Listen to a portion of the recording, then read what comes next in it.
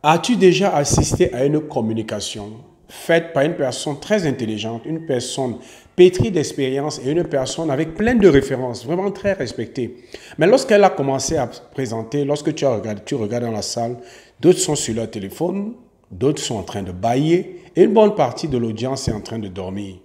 Mais quelques temps après, face à la même audience, une personne avec moins de références, même pas le centième des références de cette personne, vient se tient devant la même audience, fait sa présentation et il connecte avec son audience est impactée, son audience est vraiment engagée, son audience participe et à la fin tu reçois des témoignages comme quoi j'ai vraiment apprécié cette présentation. Dans cette vidéo, je veux partager avec toi 3 choses que tu dois prendre en considération pour éviter de tomber dans le piège de parler sans jamais communiquer. Oui, il y a beaucoup de personnes qui se tiennent devant des audiences, qui parlent sans connecter avec leur audience, sans communiquer, sans influencer et sans faire de l'impact. Si tu veux voir plus d'impact dans tes communications et faire plus de ventes, alors il est important que tu prennes ces 3 choses que je vais partager avec toi en considération.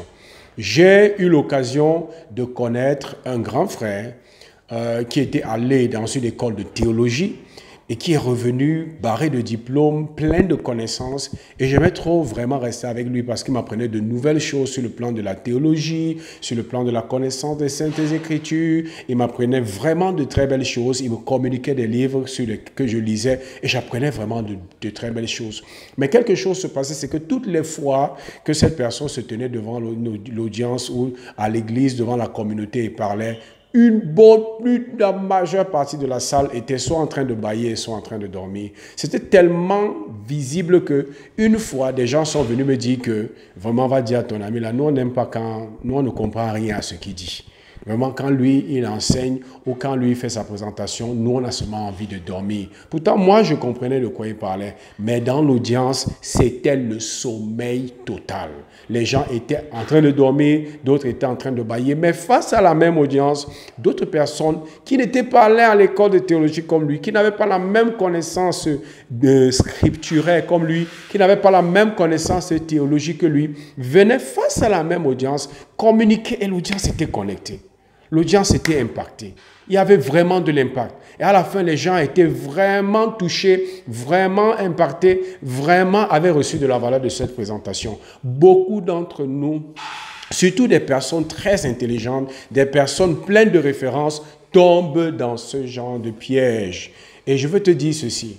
Il y a une différence entre parler et communiquer. Si tu veux voir ton impact s'accroître et tu veux pouvoir faire plus de ventes par la prise de parole en public, il est important que tu saches faire la différence entre simplement parler à un auditoire et communiquer. Si tu ne communiques pas à ton auditoire, si tu n'arrives pas à transmettre tes émotions, ce que tu ressens et ton énergie à ton auditoire, tu ne pourras pas influencer ton auditoire et donc ton auditoire à la fin non seulement ne sera pas impacté, mais ton auditoire ne va pas acheter ton produit. C'est pour ça qu'il est important de savoir que oui, c'est important d'avoir des références, c'est important d'avoir des diplômes, c'est important de connaître de belles choses comme ce grand frère que je connais. Mais il faut savoir que la communication, ce n'est pas un moyen pour nous de faire étalage de notre connaissance. La communication, c'est transférer des émotions à celui qui me suit. C'est transférer une idée chargée d'émotions à la personne qui me suit afin qu'elle soit non seulement impactée, mais qu'elle pose l'action que je veux qu'elle pose pour être transformée. Parce que laissez-moi vous dire, le but de la communication, ce n'est pas exciter les gens, ce n'est pas entretenir les gens, ce n'est pas divertir les gens. Nous communiquons parce que nous voulons transformer l'auditoire. Ceux qui sont dans l'auditoire, nous voulons que leur situation change, nous voulons que leurs conditions changent. Peut-être toi, tu veux que ce soit leur santé, peut-être c'est leurs affaires, peut-être c'est leur commerce, peut-être c'est leurs finances. Je ne connais pas quel est ton domaine de compétence. Nous voulons les amener vers la transformation. Et toute transformation est la résultante d'actions spécifiques que l'on pose. Donc le but, quand nous faisons nos présentations, c'est de leur communiquer ces émotions, ces informations chargées d'émotions, pleines d'énergie, pour les amener à poser les actions qu'il faut pour obtenir la transformation. Donc, il ne s'agit pas seulement de venir parler. Si je viens parler comme j'ai l'habitude de dire, et ce que je dis passe au-dessus de leur tête, c'est tellement élevé, c'est tellement technique, alors ils ne vont pas comprendre de quoi je parle et je ne pourrai pas les toucher, je ne pourrai pas les influencer et je ne pourrai pas les pousser à l'action. Je ne pourrai pas les pousser à acheter mon produit. Parce que c'est ça. Pourquoi est-ce que je vends mes offres? Pourquoi est-ce que je vends mon produit? Pourquoi est-ce que tu vends ton service? C'est parce que ton service apporte un résultat, une transformation. Donc, à la fin de ta présentation, il est important qu'une bonne partie de ton auditoire achète. Sors de l'argent pour acheter le produit, pour acheter ton service, pour acheter ton offre, pour acheter ton programme de coaching ou je ne sais quoi tu vends. Donc, il est important de savoir, il ne s'agit pas de parler. Il s'agit de communiquer au point d'impacter, d'influencer et les pousser à l'action. Il y a quelque chose de très, très, très pertinent que l'un des plus grands orateurs à l'ère biblique, à l'ère du Nouveau Testament qu'on appelle l'apôtre Paul, avait l'habitude de dire. Parce qu'il était contesté, particulièrement dans cette ville qu'on appelait Corinthe, où l'évangile était contesté. Il y avait beaucoup de personnes parmi les juifs, pas les gens qui ne sont pas juifs, qui contestaient le message parce que c'était un message de la grâce qui était contraire au message qu'ils avaient reçu de leur patriarche Moïse. Et quand Paul un jour adresse cette situation en communiquant à ceux de l'assemblée ou de l'auditoire qui étaient dans l'église de Corinthe, il leur dit quelque chose qui est plein de sagesse et plein de sens et plein d'informations pour nous qui voulons ne pas seulement parler, mais nous voulons communiquer, nous voulons pousser à l'action. Il dit, ce que nous enseignons, nous ne l'enseignons pas à l'homme naturel. Il dit, notre prédication et notre enseignement ne reposent pas sur les discours persuasifs de la sagesse humaine. Ce que nous communiquons, l'homme naturel ne le comprend pas. Nous communiquons en utilisant un langage spirituel pour communiquer des choses spirituelles. Qu'est-ce que ça veut dire? Paul, dans cette déclaration, veut faire comprendre que ma communication s'adresse à un groupe de personnes précisément. Je ne parle pas à des hommes naturels. Je parle à des hommes spirituels. Donc, si vous ne comprenez pas ce que je dis, ou si vous n'arrivez pas à croire à mon message, ce n'est pas grave. En réalité, ce n'est pas à vous que je m'adresse. Je m'adresse à des personnes spirituelles et j'utilise un langage spirituel et je communique sur des choses spirituelles. Très important. Si tu veux éviter d'être un parleur, si tu veux éviter d'être une personne qui bavarde seulement et fait du bruit, et tu veux vraiment communiquer, transférer des émotions, les pousser à l'action, il y a 3 choses que tu dois toujours prendre en considération. 1. À qui est-ce que tu t'adresses? Paul connaissait avec précision quelle était son audience, quel était son auditoire. Donc, lorsqu'il a commencé à recevoir les critiques, il n'était pas gêné.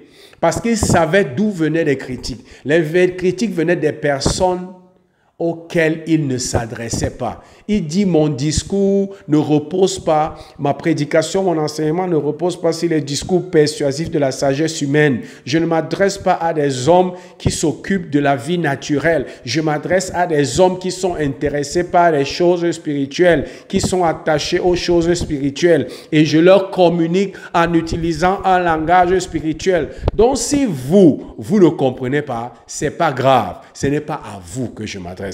Est-ce que toi, en tant qu'orateur, en tant que vendeur sur scène, tu peux connaître ton audience avec une telle précision pour pouvoir savoir que c'est à eux que je m'adresse? Parce que si tu ne connais pas à qui tu t'adresses, tu vas faire l'erreur sur le langage que tu vas utiliser ou le type de message que tu vas employer. Donc la première chose toujours à savoir et à prendre en considération, c'est quel est mon auditoire? À qui est-ce que je m'adresse? Paul savait que je m'adresse à des personnes spirituelles. Je ne m'adresse pas à des personnes charnelles. Ça, c'est la première chose. La connaissance de ton audience est le point de départ de toute communication. Ça, c'est ce que j'ai l'habitude de marteler lorsque j'enseigne et lorsque je coach. Parce que le secret pour influencer quelqu'un, c'est l'empathie. L'empathie, c'est quoi? C'est la capacité à comprendre la situation dans laquelle ton audience se trouve, à ressentir ce qu'elle ressent, à voir leur situation comme ils la voient de leur point de vue, à te tenir dans leur botte. Ça veut dire que essayer de voir de leur point de vue, de ressentir ce qu'ils ressentent. Si tu n'arrives pas à ressentir ce qu'ils ressentent, si tu n'arrives pas à voir leur situation comme ils la voient, si tu n'arrives pas à comprendre dans quelle situation ils se trouvent, alors ce sera difficile pour toi de les influencer. Parce que influencer n'est rien d'autre qu'apporter la solution à un besoin que tu as décelé. Si quelqu'un a soif, par exemple, et que je fais une présentation dans laquelle je lui présente l'eau, il va sans dire que cette personne va se lever pour acheter cette eau. Pourquoi? Parce qu'il a soif. On ne force pas. Ceux qui essaient de forcer les gens à faire des choses, c'est des manipulateurs. Un influenceur, une personne qui influence, c'est quelqu'un qui comprend son audience. Quelles sont les motivations de mon audience? Quelles sont ses aspirations? Quelles sont ses intentions? Quels sont ses défis? Quels sont ses problèmes? Quelle est la situation dans laquelle mon audience se trouve? Quelles sont ses peurs? Quels sont ses rêves? Et c'est à partir de là que tu comprends qu'est-ce qu'ils ont besoin d'entendre. Et ta communication n'est rien d'autre que la solution à un besoin que tu as déjà décelé en eux. Tu n'imposes pas une solution. Tu découvres leurs besoins, tu décèles leurs manquements, tu décèles le besoin essentiel qui n'a pas été satisfait. Et dans ta présentation, c'est cette solution que tu présentes. Donc, il est important de savoir quel est mon auditoire. Je m'adresse à qui? Paul, l'apôtre, savait que moi, je m'adresse aux hommes spirituels. Donc, quand les hommes qui ne s'intéressaient qu'à la vie naturelle se plaignaient de ce qu'ils ne comprennent rien à ce message, c'est un faux prophète, il annonce de fausses doctrines, ça ne gênait pas Paul. Pourquoi? Parce qu'il savait qu'ils ne peuvent pas capter mon langage. Je ne m'adresse pas à eux. Donc, c'est la première chose pour éviter d'être ce présentateur, cet orateur qui parle sans communiquer. Quelle est ton audience? Deuxième chose, quel est le langage de mon audience? Je ne m'adresse pas à un homme spirituel comme je m'adresse à un homme charnel. Je ne m'adresse pas à un chef d'entreprise comme je m'adresse à un vendeur à la sauvette. Je ne m'adresse pas à un coach en nutritionniste comme je m'adresse à un coach, à un business coach. Je ne m'adresse pas à un professeur d'université comme je m'adresse à un menuisier. Je ne m'adresse pas à un père comme je m'adresse à une mère. Je ne m'adresse pas à un grand comme je m'adresse à un petit. Chaque groupe est identifié par son langage. Tu dois pouvoir comprendre quel est le langage de ce groupe. Maintenant que tu sais que je m'adresse à tel groupe de personnes, quel est leur langage? Tu dois communiquer en utilisant leur langage. Il n'y a pas meilleur moyen pour créer la connexion. Il n'y a pas meilleur moyen pour que ton audience se retrouve dans ce que tu dis. En fait, ce qui s'est passé, c'est que ce grand frère-là, il communiquait des choses, mais il utilisait un langage de théologien. Et dans l'auditoire, personne ne le comprenait. Il y avait des mamans, il y avait des messieurs, oui, qui monsieur vraiment aussi barrés de diplôme, et il y avait une audience diverse, mais ils n'étaient pas des théologiens, ils ne connaissaient rien de la théologie. Ce qui fait que malgré les bonnes idées qu'il communiquait, parce qu'il utilisait le mauvais langage, pourquoi il utilisait le mauvais langage? Parce qu'il ne se posait pas la question de savoir quel est mon auditoire, à qui est-ce que je m'adresse, quels sont leurs besoins, quel est leur langage. La deuxième personne la personne qui était venue après et qui a communiqué à la même audience et qui a eu l'impact, cette personne n'était pas allée à l'école de théologie, n'avait pas fait des études de théologie, mais avait cette particularité qu'elle utilisait le langage de l'auditoire. Et l'auditoire pouvait se reconnaître dans le message. L'auditoire pouvait capter le message parce que le langage que cette deuxième personne utilisait, de ce deuxième orateur utilisait, c'était un langage, c'était leur langage. Vois le langage un peu comme la langue vernaculaire de ton audience. Imagine que ton audience, c'est une audience de français et toi tu viens parler espagnol. Ils ne vont pas comprendre. Même si le message là, c'est le message qui va changer leur vie, ils ne vont pas comprendre. Imagine, et c'est la même chose. Tu parles à des entrepreneurs et tu es informaticien et tu utilises les termes techniques des programmeurs. Ils ne vont pas te comprendre. Ça, c'est la deuxième chose que tu dois prendre en considération. Quelle est l'audience à laquelle je m'adresse et quel est le langage? La troisième chose, tu dois communiquer selon leurs besoins. Paul a dit, le message, ma prédication, mon enseignement, c'est aux hommes spirituels. Et j'utilise pour cela un langage spirituel et je communique des choses spirituelles, les choses qui les concernent. J'identifie leurs problèmes parce que le problème des chefs d'entreprise n'est pas le même problème des médecins. Le défi d'un menuisier n'est pas le défi d'un vendeur ou d'un chef d'entreprise. Les défis auxquels font face les pères ne sont pas les mêmes défis auxquels font face les mères. Les défis des jeunes ne sont pas les défis des parents. Il faut savoir quoi est-ce que tu communiques. Quelle est mon audience? 1. Quel est son langage? 2. Et quels sont ses défis? Quels sont ses défis? Quelles sont ses réalités? Quelles sont ses peurs? Qu'est-ce qui les menace? Quelles sont ses aspirations? C'est dessus que je communique. Ça, c'est le travail que tu dois faire. Et si toutes les fois, ces 3 choses, tu les prends en considération, tu ne parleras jamais au-dessus de leur tête. Jamais au-dessus de leur tête. Ça n'a rien à voir avec les diplômes.